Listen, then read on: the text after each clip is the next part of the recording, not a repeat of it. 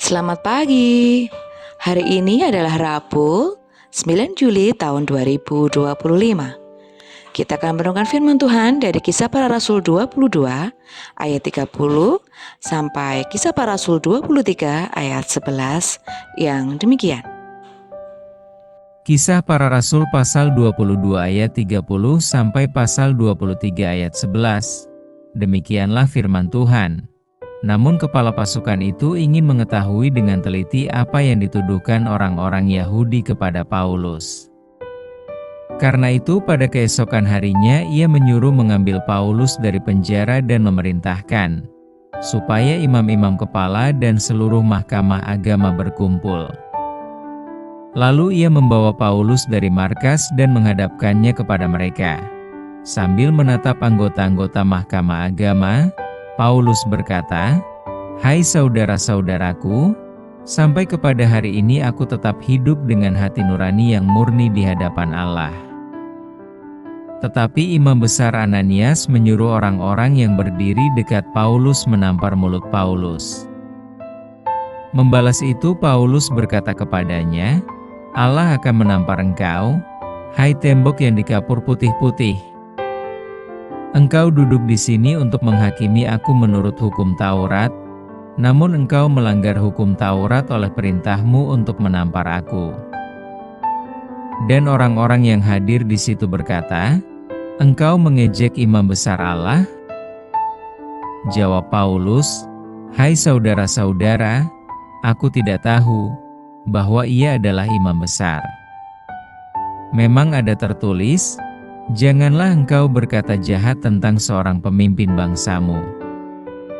Dan karena ia tahu bahwa sebagian dari mereka itu termasuk golongan orang Saduki dan sebagian termasuk golongan orang Farisi, ia berseru dalam mahkamah agama itu. Katanya, "Hai saudara-saudaraku, aku adalah orang Farisi.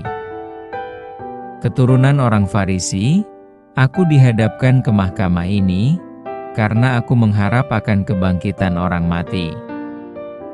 Ketika ia berkata demikian, timbullah perpecahan antara orang-orang Farisi dan orang-orang Saduki dan terbagi-bagilah orang banyak itu.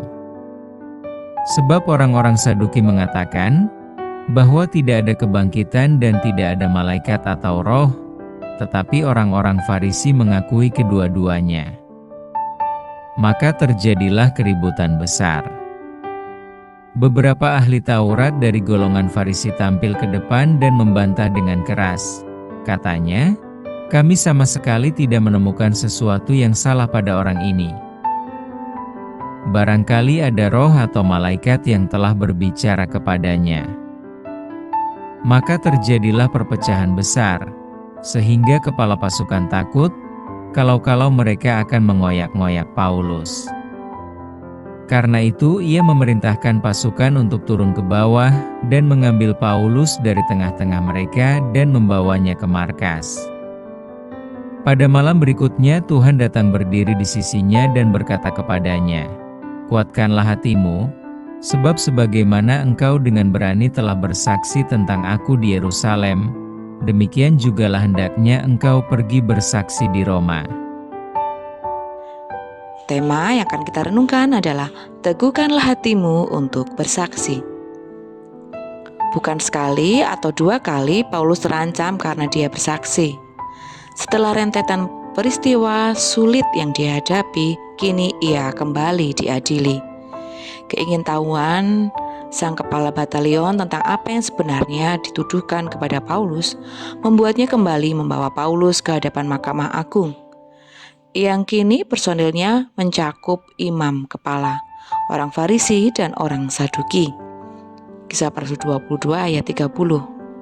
Dalam ketegaran hati, Paulus menyaksikan bahwa dia tetap hidup dengan hati nurani yang murni di hadapan Allah. Meski itu berbuahkan tamparan dari orang-orang yang berdiri di dekatnya. Di ayat 23 ayat 1-2. Tidak mudah memang menyampaikan kebenaran di antara orang-orang yang tidak mau mendengarkan. Sebaik apapun kebenaran itu dinyatakan, mereka hanya akan mendengar apa yang mereka dengar. Keteguhan Paulus terlihat dari jawaban demi jawaban yang dia lontarkan. di Kisah Para Rasul 23 ayat 3-6. Dia tidak tergoyahkan oleh apa yang orang lain pikirkan atau ucapkan. Bagiannya adalah menyatakan kebenaran yang dia terima dari Allah dan yang dia pegang. Kekacauan yang terjadi karena perbedaan pandangan dan pertengkaran menjadi kesempatan bagi Paulus untuk dibawa kembali ke markas dan keluar dari segala keributan. Dalam Kisah Para Rasul 23 ayat 7-10.